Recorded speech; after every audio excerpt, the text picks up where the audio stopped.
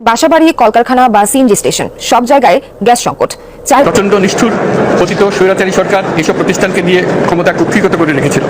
সরকারের এই মুহূর্তের প্রধানতম কাজ, প্রধানতম দায়িত্ব বন্যায় যে সমস্ত পরিবার, যে সমস্ত মানুষ আটকা পড়ে আছে তাদেরকে উদ্ধার করা। আবারও দর্শক শ্রোতা, ভারত তো পানি ছেড়ে আমাদের বাংলাদেশের অনেকটি জেলা ডুবিয়ে দেওয়া হয়েছে এবং অনেকে পর্যন্ত মারা গিয়েছে। দর্শক শ্রোতা, তার জবাবে এবার ভারতেরকে যে গ্যাস দেওয়া হতো সেই গ্যাস দেওয়ার বন্ধের নির্দেশ দিলেন। দর্শক শ্রোতা, অবশেষে কি পদক্ষেপ নিলেন ডক্টর ইউনূস সাহেব, আমরা সেগুলো বিস্তারিত জানবো এবং বর্তমান যে চলমান পরিস্থিতি চলছে তার সর্বশেষ আপডেটগুলো রয়েছে সেগুলো আমরা জানবো, যার কারণে সম্পূর্ণ ভিডিওটা না টেনে দেখতে চেষ্টা করবেন। তো কথা না বেরিয়ে চলুন আমরা ভিডিও মূল আলোচনা চলে যাই। ভিডিও মূল আলোচনা চলে যাওয়ার আগে আপনার কাছে আমার ছোট করে একটু অনুরোধ, আপনি প্রত্যেক মুহূর্তের আপডেট পেতে চাইলে অবশ্যই চ্যানেলটি সাবস্ক্রাইব করে দিবেন এবং পাশে থাকা বেল আইকনটি ক্লিক করে দিবেন, তাহলে প্রত্যেক মুহূর্তের আপডেটটি সবার আগে পৌঁছবে আপনার কাছে। তো সব কথা না বেরিয়ে চলুন আমরা ঘটনাগুলো বিস্তারিত দেখে আসি। সরকারের এই মুহূর্তের প্রধানতম কাজ, প্রধানতম দায়িত্ব বন্যায় যে সমস্ত পরিবার, যে সমস্ত মানুষ আটকা পড়ে আছে তাদেরকে উদ্ধার করা। আবারও বলছি, সরকারের প্রধানতম দায়িত্ব এই মুহূর্তে ফেনীসহ কয়েকটি জেলায় ভয়ঙ্কর বন্যার পরিপ্রেক্ষিতে মানুষ যে আটকা পড়ে আছে, কিছু মানুষ আটকা পড়ে আছে তাদেরকে উদ্ধার করা। তার মানে কি উদ্ধার চলছে না? সর্বশক্তি দিয়ে সরকার উদ্ধার কার্যক্রম পরিচালনা করছে। বিমান বাহিনীর হেলিকপ্টার, সামরিক বাহিনীর হেলিকপ্টার সহ সামরিক বাহিনী, নৌবাহিনী, বিমান বাহিনী, সাধারণ স্বেচ্ছাসেবক হিসেব ছাড়া নিজেদের উদ্যোগে এগিয়ে আসা মানুষ উদ্ধার কার্যক্রম পরিচালনা করছে। কিন্তু আকস্মিকভাবে পানির পরিমাণ এতটা বেড়ে গেছে এবং এত বেশি স্রোত, যেখানে সাধারণভাবে উদ্ধার কার্যক্রম খুব বড়ভাবে বিঘ্নিত হচ্ছে। আমাদের কাছে খবর আসছে ফেনীর ছাগলনাইয়ার বেশ কিছু সুনির্দিষ্ট খবর আসছে, আমি যেটা আমার প্রোফাইলে এবং এই পেজে যেটা দিয়েছি। কেউ ছাদের উপরে আশ্রয় নিয়েছে, দোতলা বাড়ির ছাদের উপরে আশ্রয় নিয়েছে, কেউ অন্য কোথাও আশ্রয় নিয়েছে। সর্বত্রই পানি এবং পানির পরিমাণ বাড়ছে। বহু মানুষকে উদ্ধার করা হয়েছে, আরও বহু মানুষ উদ্ধারের বাইরে রয়ে গেছে। বৃষ্টি হচ্ছে, যদি এই মুহূর্তে হয়তো বৃষ্টি একটু কম, কিন্তু বৃষ্টির আরও সম্ভাবনা আছে এবং সারা রাত তাদের জন্য থাকাটা অত্যন্ত কষ্টকর এবং অত্যন্ত ঝুঁকিপূর্ণ। সবচেয়ে কঠিন ব্যাপার হয়ে দাঁড়িয়েছে বিদ্যুৎ না থাকার কারণে টেলিফোন সংযোগ বিচ্ছিন্ন হয়ে গেছে।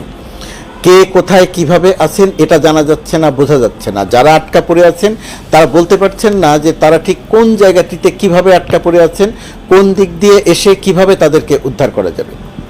চাঁদপুর থেকে স্পিডবোট নিয়ে মানুষ গেছে, চট্টগ্রাম থেকে স্পিডবোট নিয়ে মানুষ এসেছে, আরও বহু জায়গা থেকে স্পিডবোট নিয়ে মানুষ এসেছে, কিন্তু স্পিডবোট নিয়ে আসলেই উদ্ধার করা যাচ্ছে না অনেককে, কারণ প্রশিক্ষিত লোক ছাড়া এই স্রোতের মাঝে উদ্ধার করাটা খুবই কঠিন।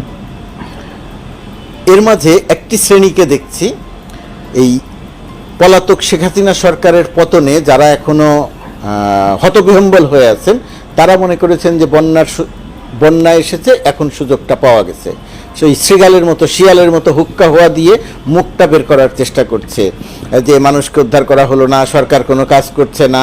ভারতের রাষ্ট্রদূতের সঙ্গে ডক্টর ইউনূস দেখা করেছেন, তিনি কি জানতে চেয়েছেন ভারত বাঁধ কেন খুলে দিল?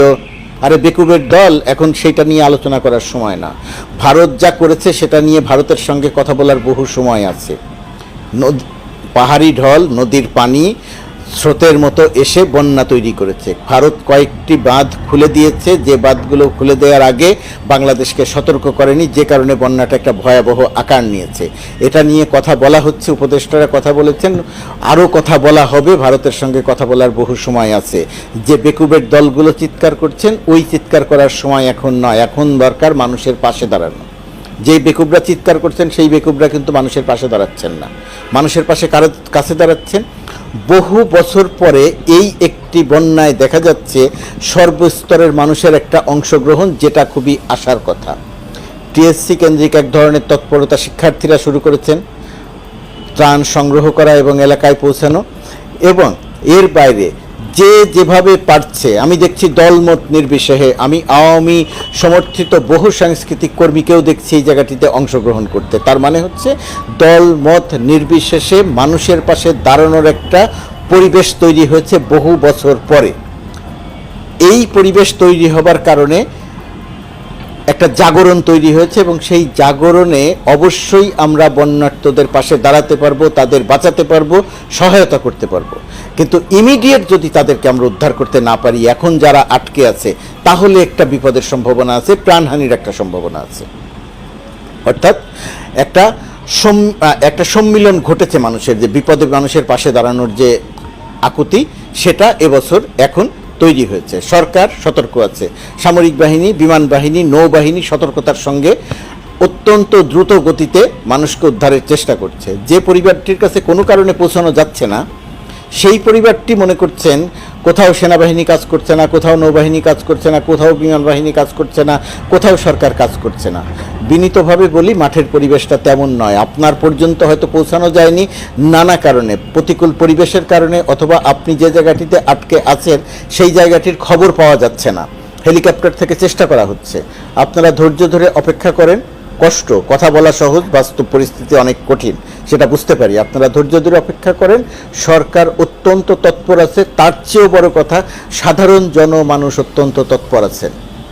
কে কিভাবে স্পিডবোট জোগাড় করে এলাকায় যাচ্ছেন সেই সংবাদ এখনই জানা যাচ্ছে না, কিন্তু আমরা যেটা বুঝতে পারছি সেটি হচ্ছে মানুষের ভেতরে একটা তীব্র আকুতি, তো দর্শক, আপনার ভিডিও দেখলেন। ভিডিও দেখে যদি আপনার কোনো মন্তব্য থাকে তাহলে অবশ্যই কমেন্ট বক্সে কমেন্ট আপনার মূল্যবান মন্তব্য জানিয়ে দিবেন। দর্শক, এখন আমরা পরবর্তী আরেকটি ভিডিও দেখবো, যেটা দ্বারা আমরা আরও কিছু তথ্য আমরা জানতে পারবো। দর্শক, চলুন আমরা সেই ভিডিওটি বিস্তারিত দেখে আসি। বাসাবাড়ি, কলকারখানা বা সিএনজি স্টেশন, সব জায়গায় গ্যাস সংকট।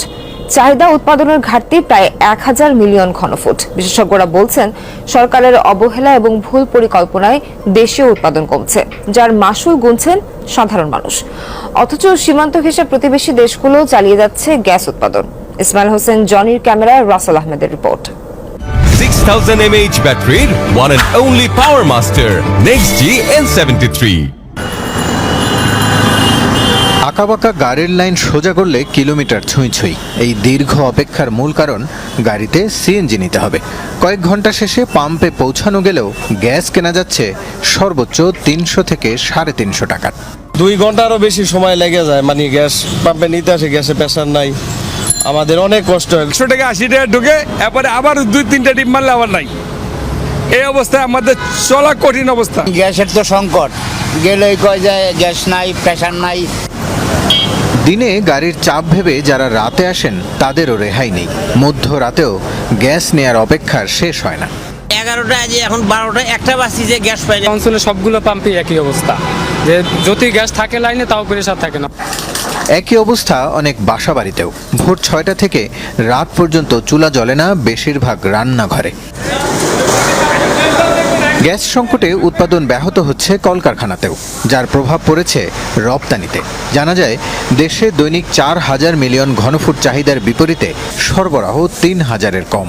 আমরা ধরে নিয়েছি যে আমরা ইম্পোর্টের মাধ্যমে এই আমাদের গ্যাসের এইটা সাংঘাতিক রকমের একটা ভুল সিদ্ধান্ত হয়েছে, এবং যেই কারণে আমরা এখন বহুমুখী সংকটে পড়ে গেছি। বিশেষজ্ঞরা বলছেন, গ্যাস সংকটের উত্তর খুঁজতে হলে পেছনে তাকাতে হবে। 2014 সালে ক্ষমতায় আসার পর থেকেই গ্যাস নেই বলে চাউর করে সরকার। প্রতিমন্ত্রী, উপদেষ্টা সবাই গ্যাস আমদানিতে জোর দেন। যা পাওয়া যাবে তার তো দর্শক, আপনারা সম্পূর্ণ ভিডিও দেখলেন। সম্পূর্ণ ভিডিও দেখে যদি আপনার কোনো মন্তব্য থাকে তাহলে অবশ্যই কমেন্ট বক্সে কমেন্ট আপনার মূল্যবান মন্তব্য জানিয়ে দিবেন। দর্শক, কথা বলতে বলতে আমরা ভিডিও শেষ পেয়ে চলে এসেছি। ভিডিওকে শেষ করার আগে আপনার কাছে আবার অনুরোধ করছি, আপনার প্রত্যেক মুহূর্তের আপডেট পেতে অবশ্যই চ্যানেলটি সাবস্ক্রাইব করে দিবেন এবং পাশে থাকা বেলকনটি ক্লিক করে দিবেন, তাহলে প্রত্যেক মুহূর্তের আপডেটই সবার আগে পৌঁছাবে আপনার কাছে। দর্শক, বিশেষ করে সবাই ভালো থাকবেন, সুস্থ থাকবেন। আল্লাহ হাফেজ।